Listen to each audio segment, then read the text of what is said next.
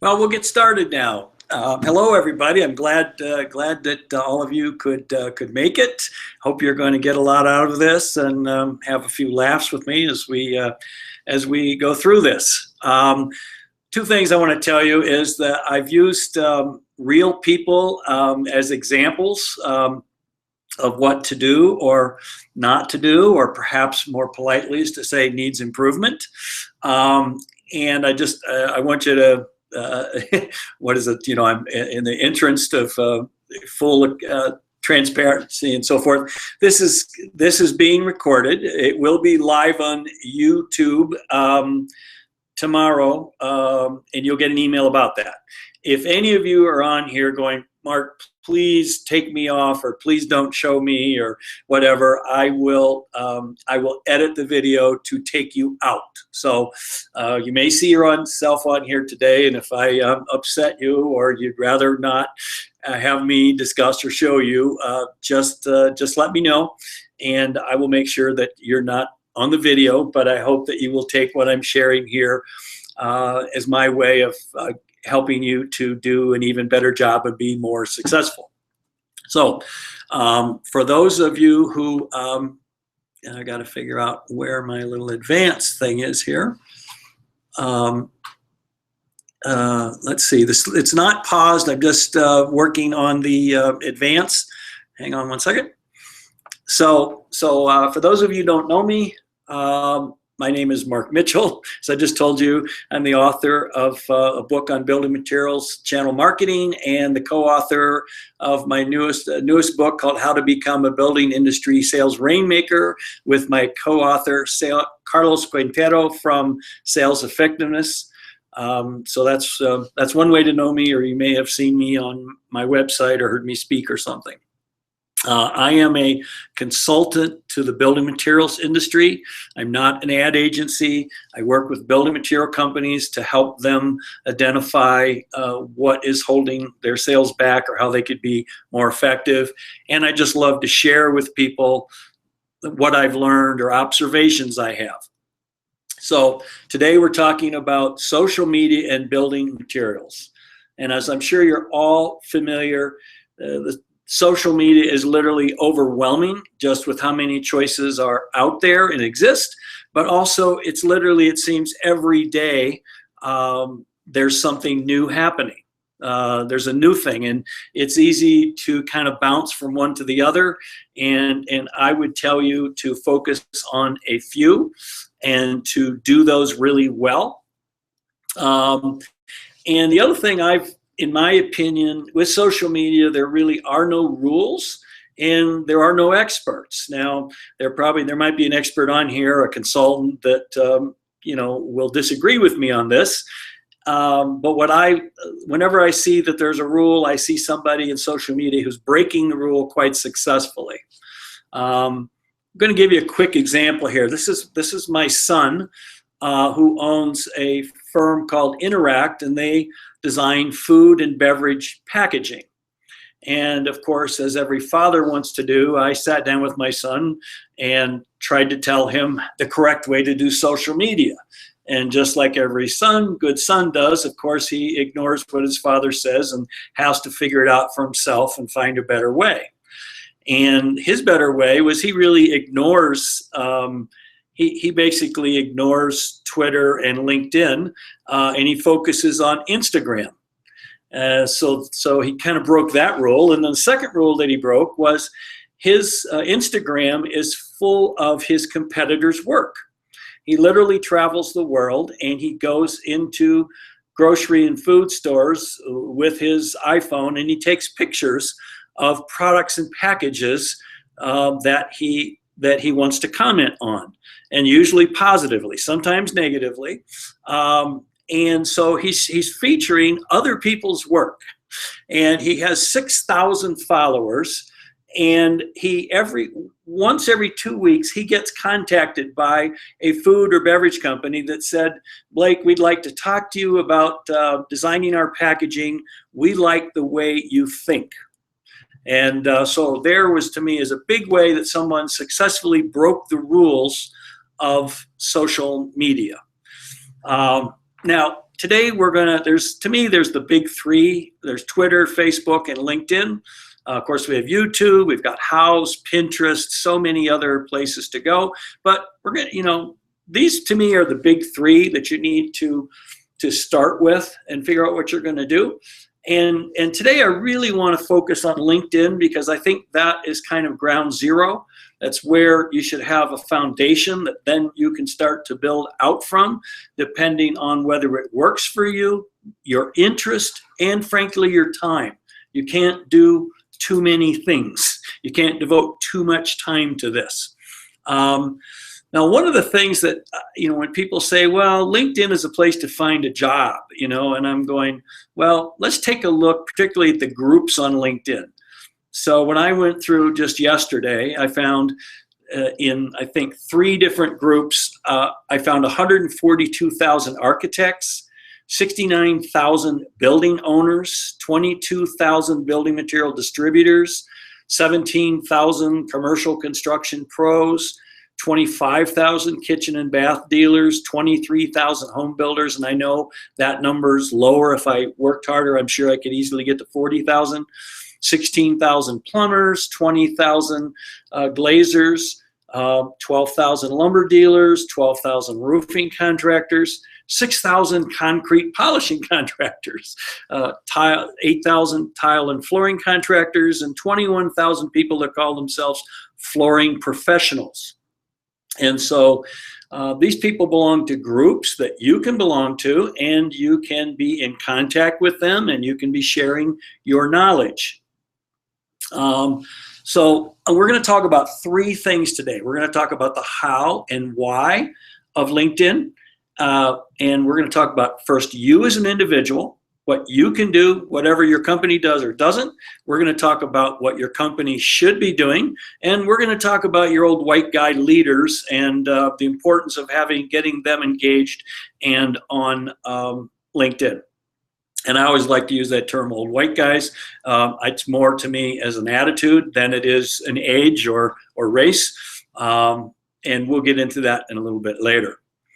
So the first thing is LinkedIn, I think, started out maybe as a place to list jobs and find jobs and connect people with jobs. It's much more than that today. It still has that function, but it's much more than that today. Especially when we consider that Microsoft recently bought them. I think we're going to see big things happening with LinkedIn as it goes forward beyond finding a job. So I would like you to think about LinkedIn as job security. So think about, one is I believe that properly using LinkedIn, you will find yourself more successful in your current job, more valuable to your current company. But the other is, suppose that you are going to change jobs for whatever reason. Well, we all think about your new employer is going to go to Facebook and he's going to find that embarrassing photo of you at a strip joint or wherever you were. And so we're all worried about that. But I would be equally worried about when he goes to your LinkedIn profile, what does he see? Does he see, what's his opinion based on your LinkedIn profile, right? Is there a picture there? Do you have a good description of what you do? How many contacts and connections do you have? Do you share? Does anybody recommend you? So to me, it's like if you think about if you send somebody a cover letter and a resume, this is kind of like the next page that is attached to your resume. And even if you're very happy in what you're doing, the longer you're just regularly doing things, the more of a foundation that you have built. So even selfishly, think about LinkedIn as job security. So to me, LinkedIn is first of all about relationships. Then it's about respect. And what I mean is people saying this person is really knowledgeable about Windows. They're not just a Windows salesman, but they really understand Windows. They understand the challenges that window dealers face. They understand the issues that a builder considers when deciding what window to use. They understand the challenges an architect faces when specifying a window. So that's what I mean by the word respect. LinkedIn is also about networking. You go to events and you're walking around handing out business cards, and this is if you will, a way to do it online. And it's not just networking directly to meet prospects, but it's also, if you're a roofing salesman and you meet a siding salesman, maybe that siding salesman knows a person, a dealer you'd like to meet. If you meet a customer at a trade show and he's not in your territory, he may work for a company that you, once again, would like to meet.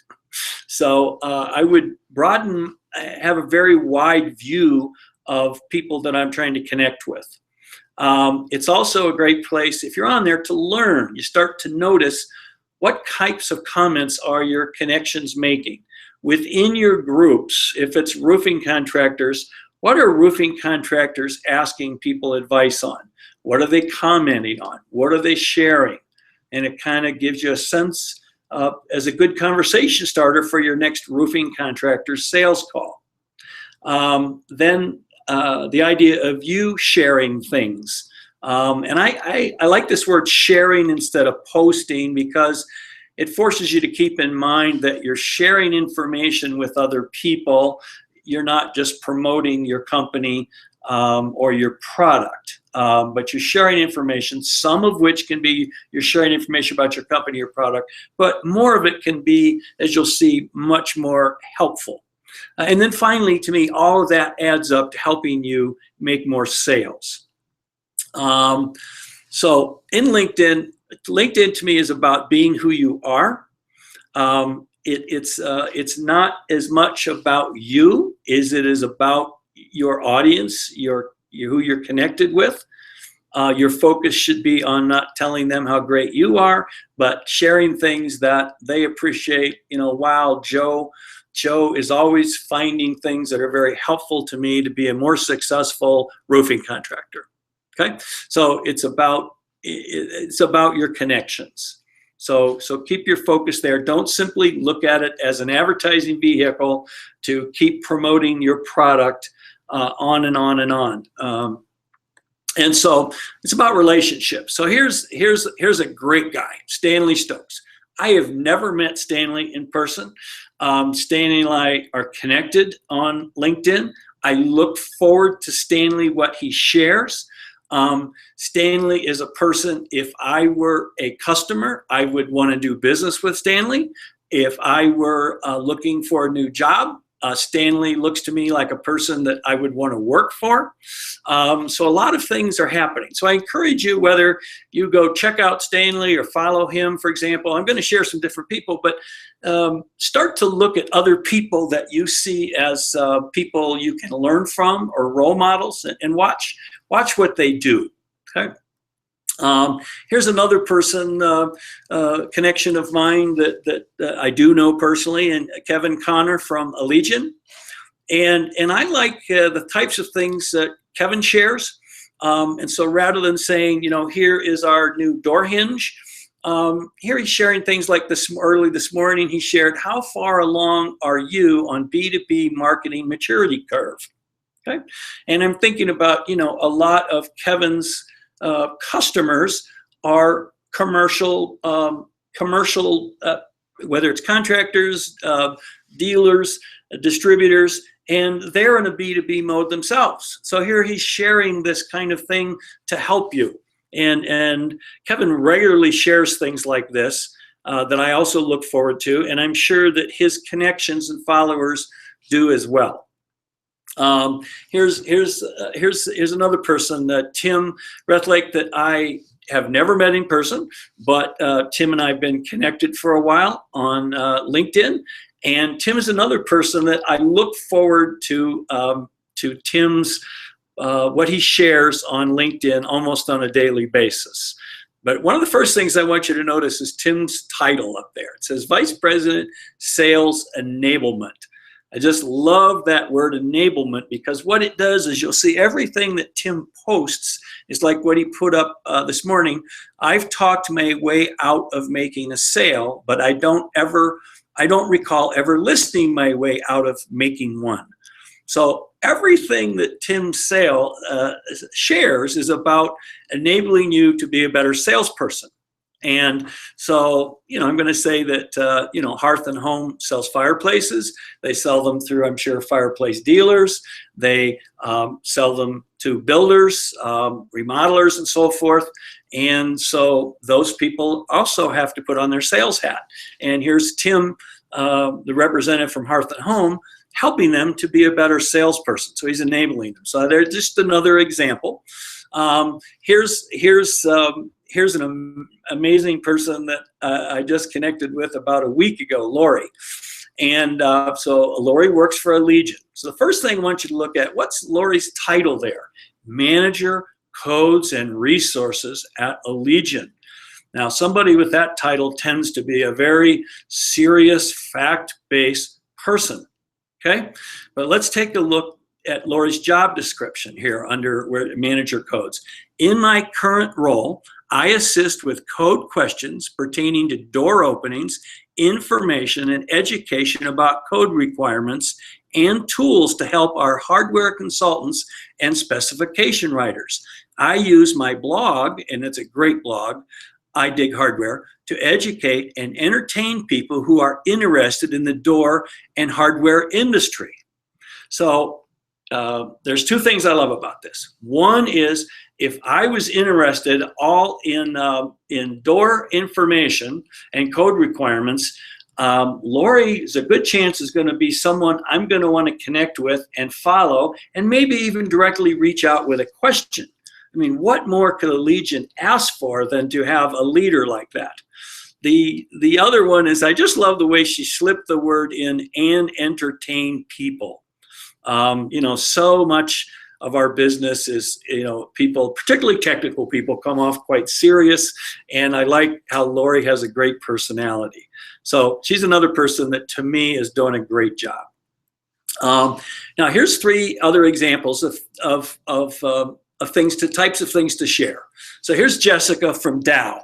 And a very timely thing today is everyone is talking about this Pokemon phenomenon where people are crashing cars or walking across cemeteries and in pursuit of this game. So it's top of mind. And so here she found this interesting fact that people that do that walk, take more steps each week. And so it's just kind of an interesting, entertaining, fun fact that has absolutely nothing to do with building materials, nothing to do with Dow, but brings a smile to my face when I think about Jessica. Ryan, who works at the Henry Company. So here's another use. Looking for options for digital asset management, any recommendations or platforms, technologies to avoid. So you can do the same thing, in which you could go on the roofing contractor group and you could type in, I would like to know what the biggest challenges roofing contractors are facing today. Or, I have a roofing contractor that is having this problem. Does anyone have any suggestions how to solve it? So it can be just conversational things like that. And then Brian, that I also know really well, from Casella Dorkin. I liked what Brian posts, interesting things that that bring you in and connect you with Brian. So here, Brian has Amazon retails 800-pound gorilla or crafty coyote. And the majority of building material companies are very interested in what is happening in this online world. Home Depot and Lowe's are trying to ramp up. You've got companies like Build Direct. You've got dealers worried about, are they going to lose sales to online sales? And is Amazon just going to take it all over? So this is a very timely and interesting article that doesn't necessarily have a direct connection to building materials, but if you're thinking about it, it does. So these are just three examples of the types of things that are, good ideas to share. When I was talking about that 4 out of 5 times that maybe 1 out of 5 or 1 out of 10 times you're directly promoting your product.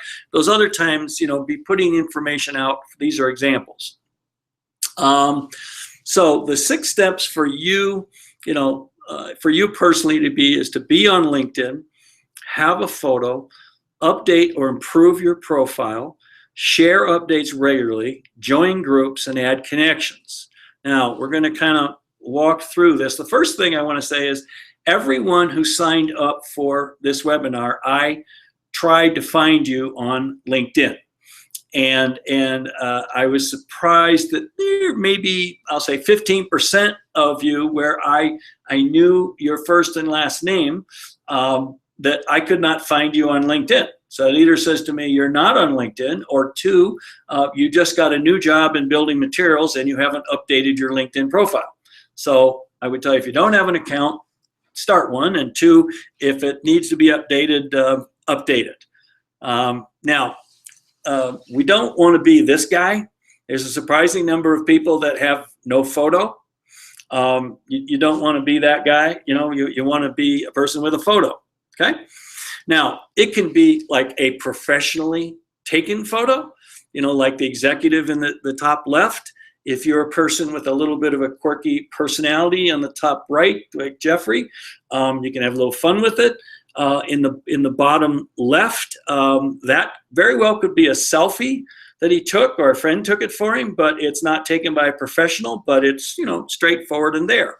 And then, Peter on the bottom right has a professionally taken photo, but, he looks much more approachable without a suit and tie. Someone that, if you imagine picking up the phone and talking to somebody, you get a sense of who you're talking to. So the photo's important. Now we're gonna go a little bit place. So maybe some areas where we could improve things, right? So in the top left, I really wouldn't be having a vacation photo or just grab any photo and stick it up there. Now, I do got to say on the top right, Herb here breaks all the rules, okay? But he makes it work. When I first connected with Herb, and I got to talk to this guy. What is going on? Well, that's his personality. Okay, and with the customers he talks to, I'm sure this works perfectly for him. Now, most people would go, "Oh no, you can't do that. That's terrible. That's how unprofessional." Well, I just got to say, for him, it works. So once again, for every rule, if I'm implying any rules, go ahead and break them if it works for you, and for Herb, it works. Here in the bottom left, he's got a picture, but it's just so poorly lighted that I really don't get a sense of who he is. Okay, and Charity in the bottom right there, she, I know there's this really great professional looking woman hiding behind that red eye photo and a little blurry, and I think I already sent Charity a note and suggested that she change that. So anyway, those are just examples of things that could be better. But I will also say, even a bad photo is better than no photo. Okay. Now, and I don't know Jack personally. Jack and I have connected several years ago. I really like what Jack, he does a great job of what he shares. He's a very helpful person. If I were looking to buy, a window, Jack would be a person that I would want to seek advice from. But I've always looked at Jack's photo for a couple of years and just shaking my head and go, come on, Jack, have a friend with a camera. Let's get a little better picture here. And then women, women, sometimes, we could still say that this is a little bit of a male dominated industry. And so women, face a little bit of a challenge in there. And these are 2 examples of women that I really like what they've done here.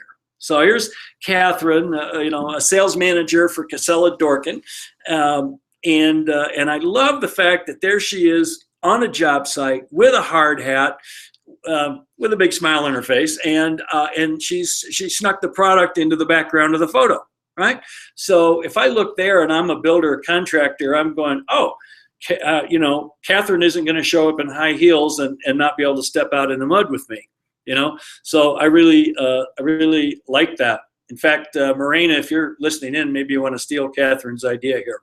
And then Minka, I I just love what she's doing here. You know, here she got a big smile on her face. She looks professional, but I love the way that she kind of, is promoting her product in there, which says to me, she's proud of the company she works for. She's proud of her product. She thinks it's a good product. So there's creative ways to do things.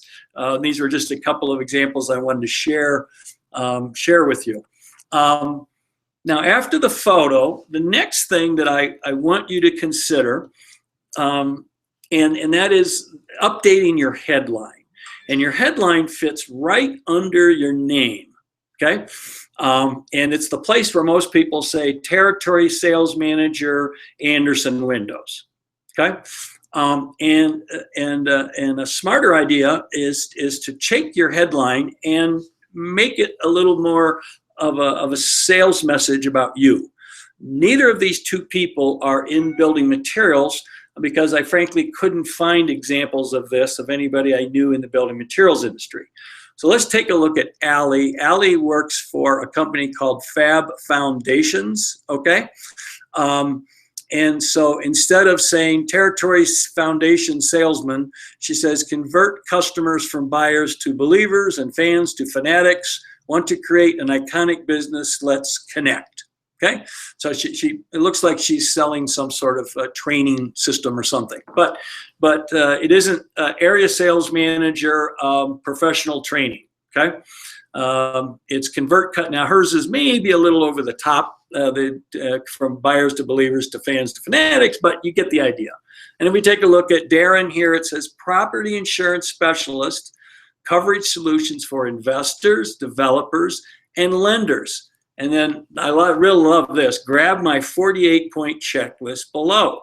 So he's encouraging you to connect and click on it, and he'll find he knows then who you are and that you were interested in this checklist. So I took the liberty here of coming up with a few suggestions. So we're back here to Catherine again, where it says Midwest Territory Sales Manager at Casella Dorkin Products. An idea for Catherine might be to say building envelope air and moisture control solutions, or expert, or something. It gives me a reason that I'm going to get answers to my questions versus I'm going to be sold something. So there's just an example of what I'm talking about, how to change your headline. Here are just a couple others that I just made up. I made up Territory Manager Armstrong Ceilings. And what if that said acoustical and aesthetic ceiling solutions? Instead of builder sales representative insulation, what if it said energy and thermal code expert for builders? So I encourage you to look at your headline and look at what could, how could you improve it that really doesn't say your title, but more says what you do for your customer, okay? And then as I mentioned down at the bottom, bringing Lori back up here, the next thing we're talking about is your job, your job description there. So we talked about the headline, where of course I think Lori should update it should improve her headline of manager codes and resources. But if you read once again what Lori says at the bottom here, she is really adding value to her LinkedIn profile by putting out there what she does in a way that makes you want to reach out to her. So think about what you're doing down there. Now, I want to show you here some examples of what I think what not to do. When I read this one, it signals to me, I'm not happy, please hire me. So if I was this person's current employer, I would be thinking, this person's not happy here. And even if I was looking for a new job, this signals to me that this person's probably going to be unhappy if I hired them.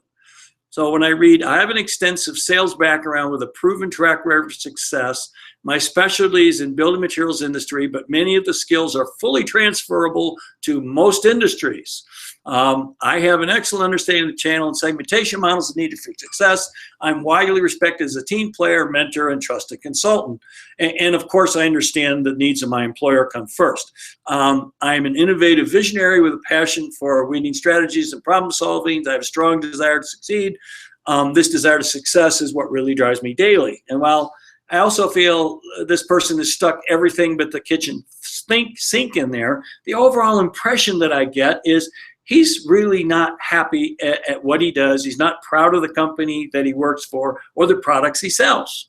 So you want to step back and look at it, maybe even have a friend or somebody read your thing and say, what does this say to you? So here's one, that's quite simple from a Marvin Window rep, educating the market, the channel through the end user on the understanding that they do not have to settle for vinyl replacement windows. There's a much better alternative with a price point that's easily justified. Now, it is a bit salesy, but yet I understand it, he's going to show me, why I need better windows than vinyl. And so, so at least I liked how he's describing this. Instead of supervise 5 people responsible for 3-state area, grew sales 50%, those types of things.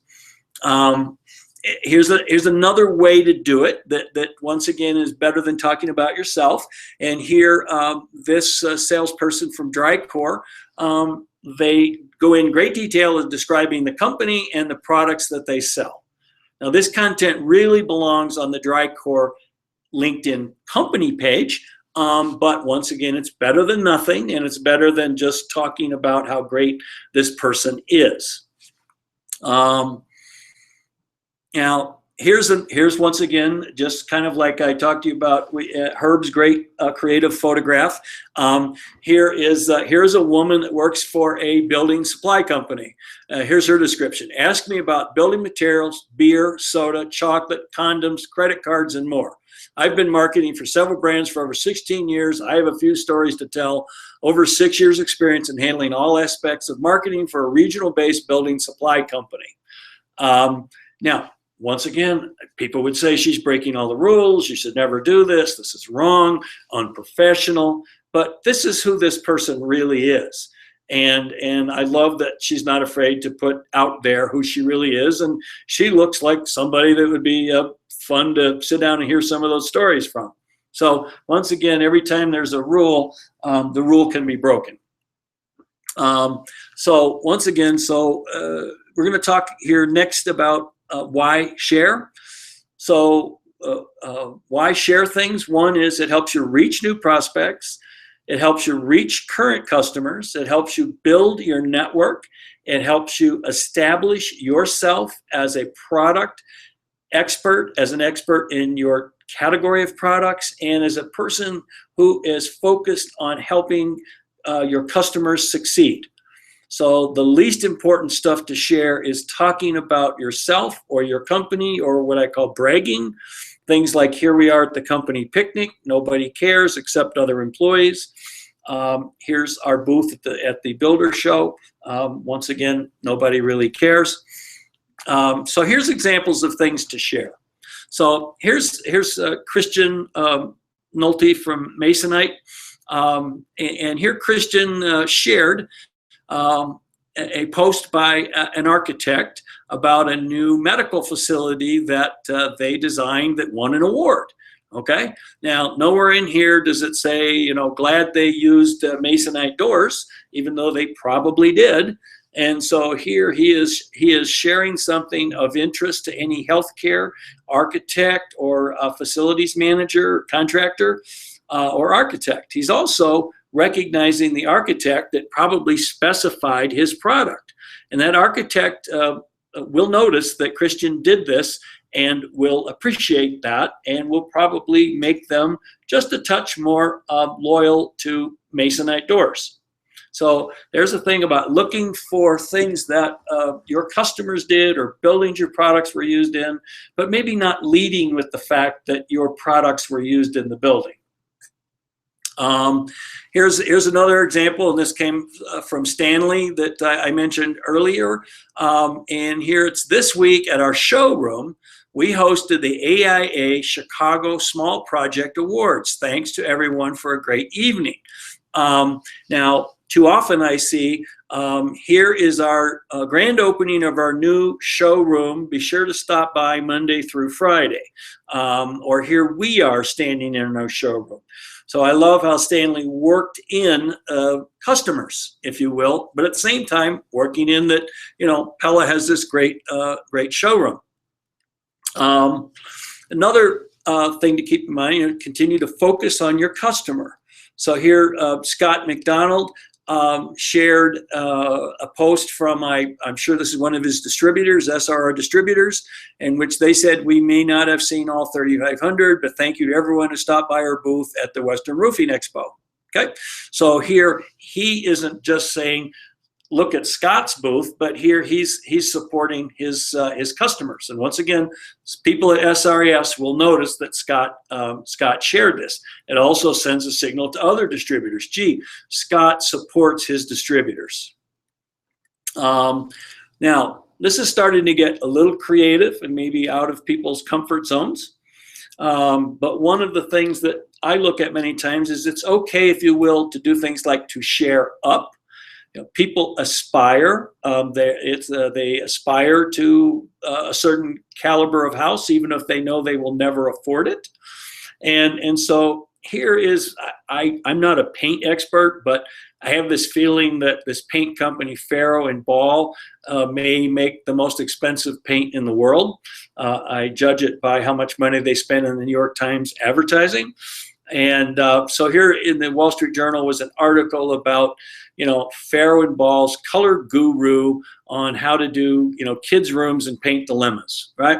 Well, if I worked for Sherwin-Williams or Behr, I would have no trouble sharing this. Any of my customers are never going to buy Farrow and Ball. And there's probably some good information in here. And once again, it shows that my main thing is not just saying Behr's great, Behr's great, Behr's great, but is saying, how paint can help solve problems or be a design solution. So sometimes think about, it's not just only me and ignore my competitors. And there's competitors, if you will, that aren't competitors. For example, like this shows. Here's some other examples. If you sell a green building product, this top one was a headline that came out of a magazine in the last few weeks, and it was a list of the top green companies, or no, I guess it was last year, top green companies in the U.S. in 2015. And these were not green building products, green materials. This was companies who overall are committed to being green, right? Well, if I sold a green building material, I would want to share this online, okay? Because it further shows my commitment, genuine, sincere commitment to green and recognizing other people and how they did things. I wouldn't worry at all or not whether they featured my product in this story. The next was also a product, I think, out of the next one, unique garage doors that are super awesome. I think was the headline a few weeks ago in an article in the Wall Street Journal. Every Friday they publish a section called Mansion. And it was, I think, 2 or more full pages all about really creative use of garage doors. And if I sold garage doors, I would share this whether or not they featured my garage door. Because what it's doing is bringing attention to, wow, a garage door could really make a difference in my house. And the light, you've probably got to, if you get more people interested in a garage door, you probably got a good chance that you're going to get your share of those sales.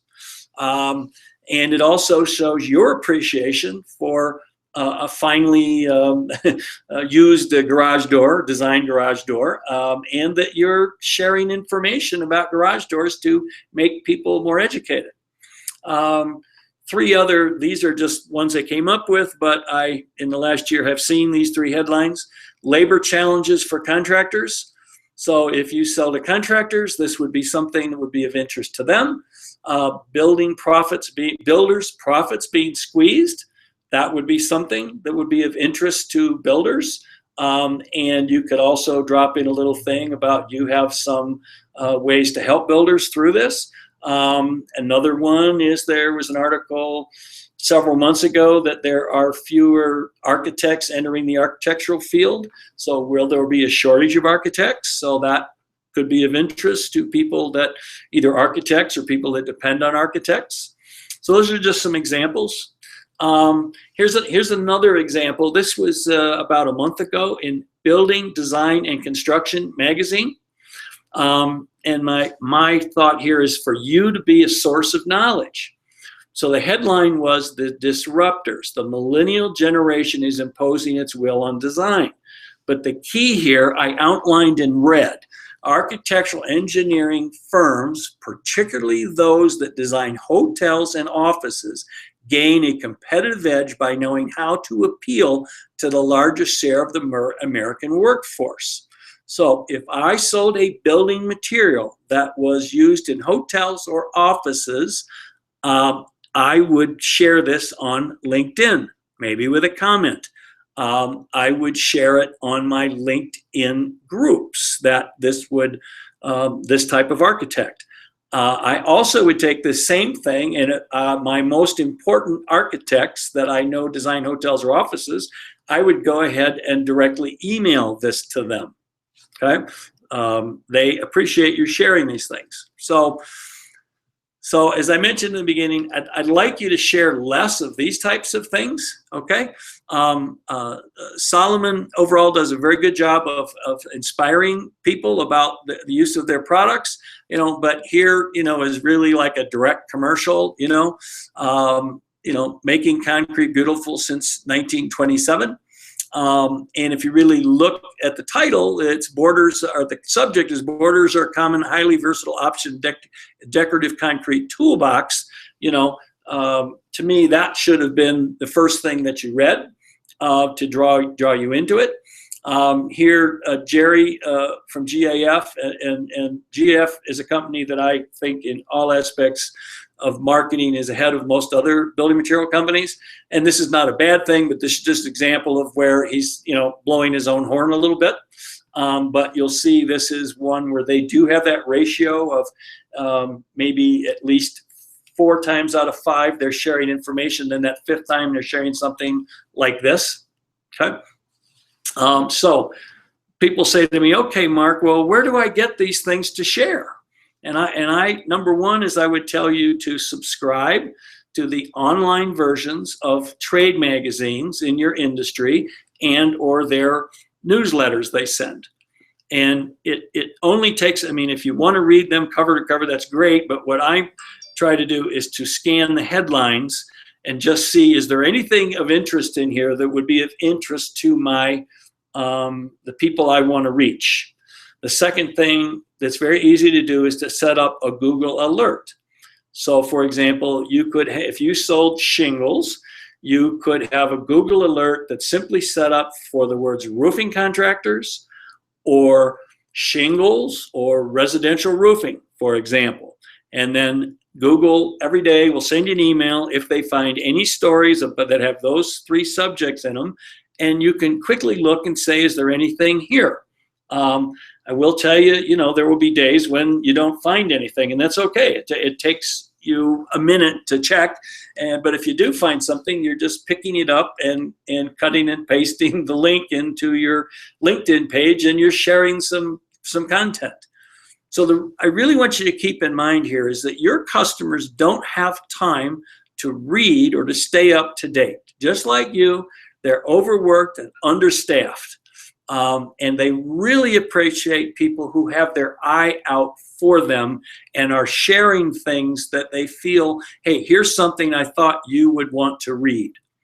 And then once I've taken a little bit of time to find this content and share it on LinkedIn, on my personal page and on my groups, I then also, I spent a few minutes finding this content. Now, let's say I've made it a little investment in an asset, the content. I then also try to think about who are some key customers or prospects that I could just drop a personal email to them with this link in it. And once again, it's like, wow, Joe is thinking about me. This isn't, an email from Joe about 3 reasons why my glass is better than the other guys. That time, will come. So, think again here about, the groups in LinkedIn, sharing this content, being known as a knowledge leader who is focused on helping the customer be more successful. And you just look again at these numbers that are there, and whatever product you sell, type of customer you're trying to reach, trust me, there's a group that you can participate in. And know every day 142,000 architects don't go to this group, okay? But there's a group of people that are on, you'll find every group every day, and there's some that are on once a week, some once a month, and some aren't. But it stocks conversation. It inspires people to connect with you, to come check out your profile. So it's an important part of the sharing part, is to extend yourself into a group. And why it's important as the individual is companies are not allowed to join groups, but people are. So that's why it's important. It falls on your shoulder as an individual. Now, it's real easy if you've never done this before, is up at the top, they have a little search function. And if you just typed in, like I typed in home builder groups and things pop up. If you just typed in builders, the same thing, home, same thing, you'll see people will pop up, companies, but there will always be a section of groups. And then you can click on that, go check it out, see if it's the right group for you, and decide whether or not to join. Now, the other thing you should be doing here is, constantly adding contacts. I would tell you to add everyone you meet. If you're at a trade show, every business card or contact you get, you should say, hey, a great meeting you in Houston. I'd like to connect you with on LinkedIn. I don't care if the person is in your territory or not. They probably know somebody that might be able to help you. I also, any other types of events, sales calls you're on, customer meetings. And once you've started to improve your profile and started to sharing, or you got a good profile, maybe you already have one, and started sharing, now you can start to reach out to people and ask them to connect, people that are prospects, and ask them to connect. We're in the same business. I really admire your company. Whatever the reason, but I think you'll find you can then start to add people that way and start to build a relationship with maybe some people you'd really like to meet.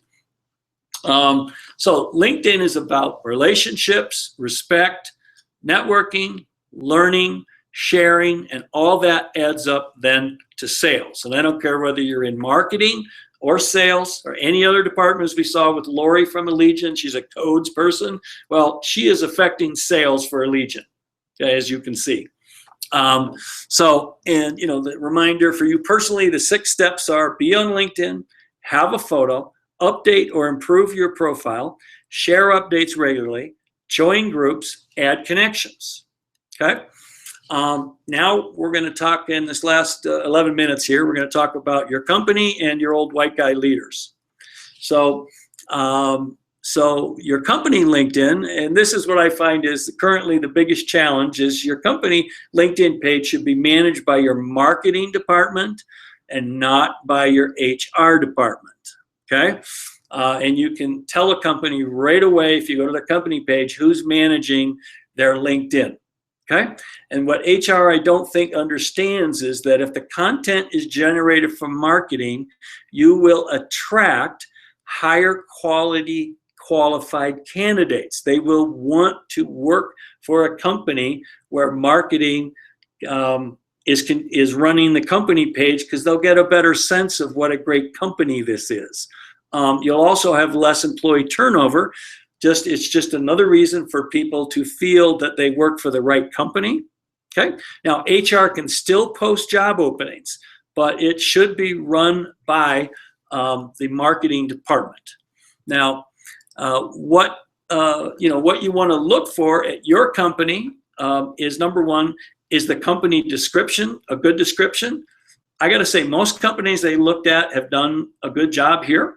But another surprising one is, what percentage of the employees of the company are connected to the company on LinkedIn.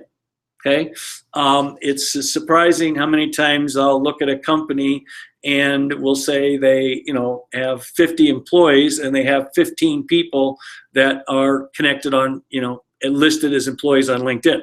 Okay, and that just kind of, maybe makes a statement about how proud everybody is to be working for that company. And then the other thing to look at when you're looking at your company page or others is what are the types of content subjects that are listed there. Okay, now I'm going to tell you a couple to go take a look at. Okay, so one to take a look at is Kohler, which everybody, of course, thinks walks on water sometimes when it comes to marketing, but take a look at Kohler and you're going to see that Kohler, I rated them good because they have a variety of content.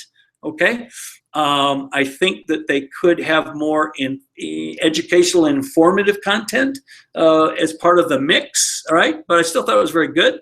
I thought GAF is great. Okay, so if you go in and just look at the ratio of how many things are advertising a job, how many things are helping you be a better roofing contractor or architect, and how many things are promoting, their new XB220 shingle. And then some surprising companies for room for improvement where, Marvin, I hear from builders and contractors, I keep hearing what a great company Marvin is to deal with. And so I look at their LinkedIn page, and it looks like there's somebody in the PR department whose job is every few days is to put a press release on that page. Okay, so it tends to all be about things that Marvin is doing. There's a variety; they're interesting, but I think they're missing a real opportunity. And then two that really surprised me. One is James Hardy and Owens Corning, who I also respect as great marketers. You look at their LinkedIn company pages, it's nothing but job openings. Just, we're looking for a shift supervisor, a marketing assistant, of this. I really think they're missing an opportunity. Now, the challenge is probably, the head of HR, that's in his kingdom. He's not going to want to let it go. And so they're probably stuck. So if you're a smaller to medium-sized company, you have a real advantage, okay? Because you can do things on your LinkedIn company page that are hard for your larger competitors to do because they tend to be so risk averse. They tend to need to control everything. And so even if there's employees there that know that they should do things and would like to, they just give up even trying. So this is another place where a smaller company has a real advantage because you can go in and really improve this area. So now let's talk lastly about what I call your old white guy leaders. And once again, this is just about being an attitude. Okay, so why do leaders need to be active on LinkedIn? Okay, well, the first thing is there's a major customer. There's a good chance they're going to, go to LinkedIn. They're going to maybe know a salesperson on LinkedIn or whatever, but there's a good chance they're eventually going to find the CEO, the president, VP of sales and marketing on LinkedIn. Okay, and they're going to go to that profile page and it says something. They're going to go, who is this guy? Okay, right? And to me, the less information that you have on there, the worse your impression, the worse impression you leave. Okay. It also makes a statement about what do I see on the leader's LinkedIn page makes a statement to me about his company. Okay. And it tells me something about his company. Okay. If there's nothing on his page, does he really believe in this company? Is he also going to be moving on? It makes, once again, makes a statement, right? The number of connections that they have tells me how accessible and respected they are in the industry. I see so many CEOs who have a LinkedIn page with their name. They have literally no connections and no picture and nothing else, okay? So that makes a big statement to me. It also says in our world about work, everyone wants to be viewed as innovative. If that's what your leader's page looked like, it really signals this must be a really old school, non-innovative company. They're certainly not up with the times. Okay? Now here's an example example. Now, Gary and I are connected. I've never met Gary, and maybe I've never worked with PlyGem, and maybe now I never will work with PlyGem. But here's an example, where PlyGem is a great, successful company, right? Here's Gary. He tells me who he is. And he doesn't tell me under experience or anything about him or the company. He does have 500 plus connections, which says he's very accessible. That's good. But imagine if Gary had a picture here. Imagine if Gary described under his title all the wonderful things that PlyGem does, the businesses they're in, and who, do they help builders, contractors, whatever. So there's just an example, and there's ones that are a lot worse than this one. But I think Gary probably just doesn't understand how important this is to helping PlyGem be more successful. Okay, so how do I get this old white guy to be active on LinkedIn, right? And once again, because I don't know see Gary's picture, maybe he's 35 years old. I don't know, but anyway. So number one is tell them why. Okay, one is we need your help in growing sales, and your LinkedIn profile page will help us grow sales. Okay, number two, it doesn't cost anything, right? And three, because of the way the page is now, we don't look innovative. We look downright old-fashioned, right? And now that you're on there, I want you to connect with customers. Okay, I want you to welcome new customers by connecting with them. I want you to have your salespeople say, we're really close to getting this really big customer. Here's the person, here's the president or whatever. Reach out, have the CEO reach out to that person, try to connect with them on LinkedIn. Perhaps key suppliers, perhaps the media, other industry influencers. Now, and then what I find many times is to say, look, Mr. CEO, you're too busy for this. Give me your password. We're just going to hijack your LinkedIn profile, and we're going to take it over for you, okay? And if we ever do anything that you don't like, we'll just take it down or change it, right?